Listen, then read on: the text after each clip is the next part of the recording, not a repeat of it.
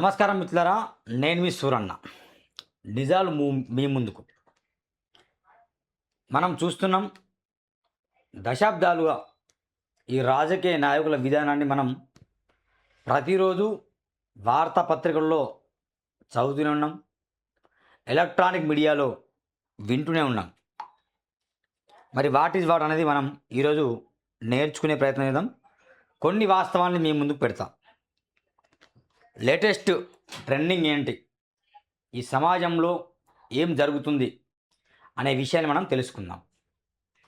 ముఖ్యంగా ఇక్కడ ఒక వార్త ఉంది, పైసలు ఇస్తేనే ఉద్యోగం. ఇది దిశ పేపర్లో వచ్చిన వార్త మిత్రులారా. మెయిన్గా ఉన్నాయి మాత్రం చదువుతాం, అన్ని చదవడానికి ఇష్టపడాను నేను. జస్ట్ మెయిన్ పబ్లిక్కి ఉపయోగపడే వార్తలు ఏంటి అవి మాత్రమే చదువుతాం.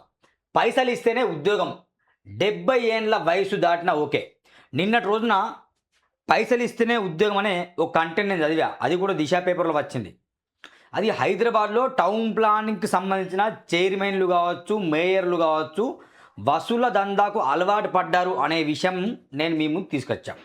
అయితే ఇక్కడ ఇంకో సబ్జెక్టు, ఇది కూడా పైసలు ఇస్తేనే ఉద్యోగం, 70 ఏండ్ల వయసు దాటినా ఓకే.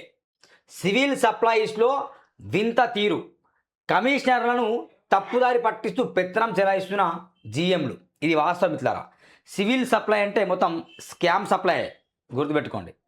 సివిల్ సప్లై అంటే స్కామ్ సప్లై. మొత్తం రేషన్ దందా జోరుగా జరుగుతుంది. మా మిత్రుడు ఆర్కే రామకృష్ణ రోజు కొన్ని క్వింటళ్లను దొరకబెడతా ఉంటాడు, బియ్యం దందా. వాస్తవమే కదా. ప్రభుత్వం రేషన్ ఎందుకు ఇస్తుందండి? తినడానికి ఇస్తుంది. రేషన్ అంటే ఏంటి ఆలోచన చేయండి మీరు. ఎందుకు ఇస్తారు రేషన్? తినడం కోసం.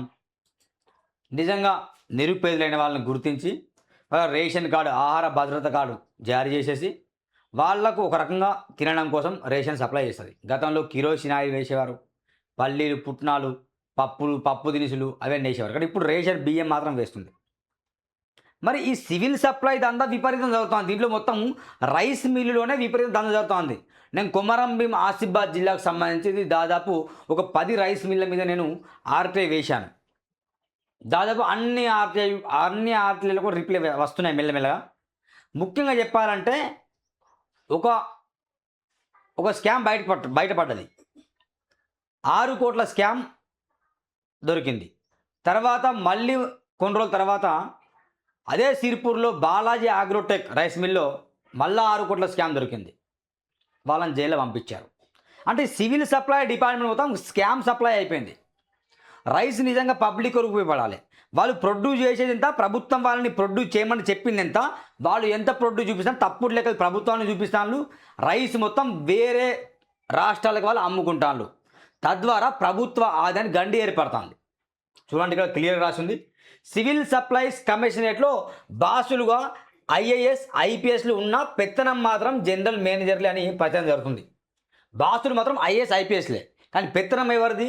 జనరల్ మేనేజర్లేదట. వారి కనుసల్లో పలు కీలకమైన నిర్ణయాలు తీసుకుంటున్నట్టు విమర్శలు వస్తున్నాయి. కొన్ని సందర్భాల్లో కమిషనర్లకు సైతం తప్పుదారి పట్టిస్తున్నట్లు ఆరోపణలు ఉన్నాయి. జనరల్ మేనేజర్లను ఎక్కువ కాలం అదే పోస్టులో కొనసాగించడం వల్లే ఇలాంటి సమస్యలు తలెత్తున్నాయని అభిప్రాయాలు వ్యక్తమవుతున్నాయి. ఈ మధ్య అవుట్సోర్సింగ్ ఎంప్లాయీస్ను కొనసాగించేందుకు పెద్ద ఎత్తున డబ్బులు వసూలు చేసినట్టు ఆరోపణలు ఉన్నాయి. అలాగే పీడిఎస్ బియ్యం సరఫరా కాంట్రాక్టులో ముడుపులు తీసుకొని తమకు అనుకూలమైన వ్యక్తులకు ప్రయోజనం చేకూర్చే ప్రయత్నాలు చేసినట్టు తెలుస్తుంది. ఇది నల్గొండ జిల్లాలో విపరీతంగా ఉండే సివిల్ సప్లై. అంటే విపరీతంగా రైస్కి సంబంధించిన మిల్లులన్నీ నల్గొండ, మునుగోడు ఈ ఏరియాలో విపరీతంగా ఉంటాయి. ఎక్కడ చూసినా అవే కనిపిస్తాయి. ఈ మధ్య ఇది అన్ని జిల్లాలో పాకింది. అన్ని జిల్లాలో తమకు అనుకూలమైన వ్యక్తులు వాళ్ళకు అనుమతులు ఇస్తాను, వాళ్ళు రైస్ మిల్లులు పెట్టుకుంటాను, ప్రభుత్వం నుండి రాయితీలు పొందుతాను, కానీ ప్రభుత్వానికి తప్పుడు లెక్కలు చూపిస్తాను, వాళ్ళు మొత్తం స్కామ్ చేస్తాను. దొరికినా సిగ్గు శరం రావట్లేదు వాళ్ళకు. వాళ్ళు దొరుకుతాను, నేరుగా దొరుకుతాను. కోట్లు డబ్బు వాళ్ళు ప్రభుత్వానికి కట్టకుండా ఇటు బియ్యాన్ని అమ్ముకుంటాను. వాళ్ళు పైసలు ఇస్తేనే కొనసాగింపు. సివిల్ సప్లైస్ శాఖలో విజిలెన్స్ అండ్ ఎన్ఫోర్స్మెంట్ చాలా కీలకమైన విభాగం. ప్రజలకు అందిస్తున్న రేషన్ బియ్యం నాణ్యతగా ఉన్నాయా లేదా పరిశీలించి సదారు టీం క్లీన్ చిట్ ఇచ్చిన తర్వాతే బియ్యం రేషన్ దుకాణాలకు వెళ్తాయి. అలాగే రేషన్ బియ్యం బ్లాక్ మార్కెట్లోకి తరలకుండా ఎప్పటికప్పుడు మానిటరింగ్ చేస్తుంటారు. ఇంతటి కీలకమైన బాధ్యతలో ఉన్న టెక్నికల్ టీం ఫిజికల్గా యాక్టివ్ ఉండాలి. కానీ ఈ వింగ్లో పనిచేస్తున్న మెజారిటీ మంది అవుట్సోర్సింగ్ పద్ధతిలో రిటైర్ అయిన ఉద్యోగులు ఉన్నారు.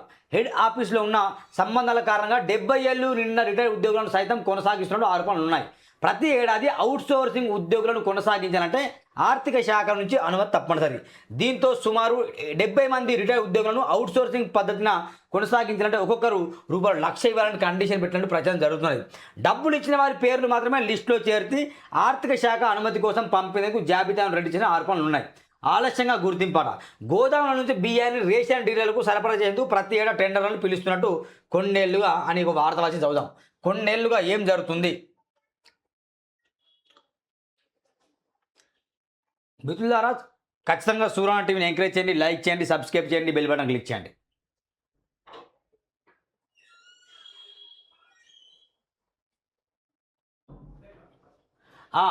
ఆ విభాగం కొన్నేళ్లుగా ఆ విభాగం బాధ్యతలు చేస్తున్న అధికారులు తమకు తాయిలాలు ప్రయోజనాలు అందించే ఏజెన్సీలకు కాంట్రాక్టులు అప్పగించేందుకు ప్రయత్నాలు చేసినట్టు తెలిసింది.